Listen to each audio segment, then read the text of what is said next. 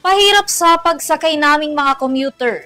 Yan ang pahayag ng ilang mananakay matapos ang unang araw ng tigil pasada ng grupong Manibela. Alamin ang detalye kay Dando Hilio. Hirap ang ilan sa mga commuter na makasakay matapos ang tigil pasada na kinasa ng ilang transport group ngayong araw ng Miyerkules. Sa kabila ng panawagan ng mga tsuper at operator, mga ordinaryong pasahero ang direktang nakararamdam ng mabigat ng sitwasyon.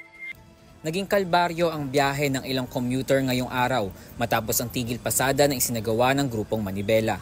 Ayon sa ilang commuter na aking nakapanayam, kabilang na si Rold Veloso at Valentino Simon na isang senior citizen, hirap silang makasakay dahil sa matagal na pag-aantay sa mga sakayan. Nakikita nilang solusyon na dapat gawin ng gobyerno ay magkaroon ng effective mechanism ang iba't ibang sektor at mga tanggapan para maresolba ang mga problema katulad na lamang sa transportasyon.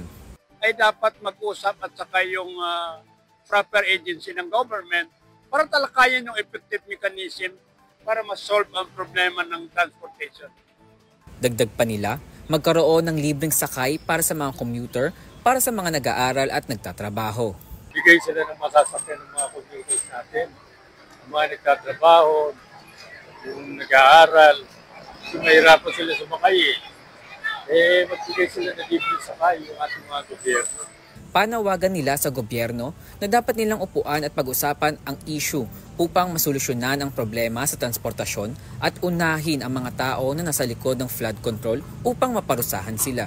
Lalo-lalo na sa usapin ng transport na kinalaman sa agency ng government na sila yung inaatasan ng batas na dapat konsultahin ang iba't ibang sektor kung mayroon issue, dapat nilang upuan at pag-usapan para sa ganon magawa yung epektibong mekanismo sa solusyon sa problema sa transport. Unahin muna natin yung mga anomalya sa flood control.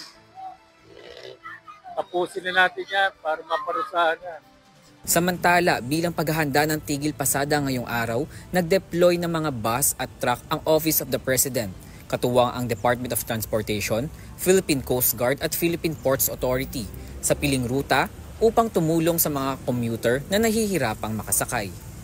Ayon sa Malacanang, ito ay alinsunod sa direktiba ni Pangulong Ferdinand Bongbong Marcos Jr. upang matiyak na may masasakyan ang publiko sa kabila ng tigil pasada.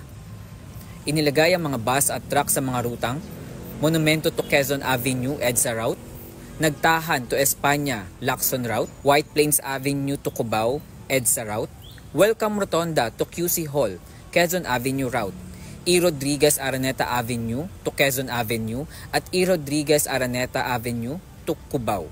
Habang nagpapatuloy ang diskusyon sa pagitan ng transport group at pamahalaan, ang mga commuter ang patuloy na naiipit sa bawat tigil pasada. Isang araw na dagdag pasensya, dagdag gastos at dagdag hirap sa biyahe. Para sa EuroTV News, Dan Duhilio, sumasaludo sa bawat Pilipino.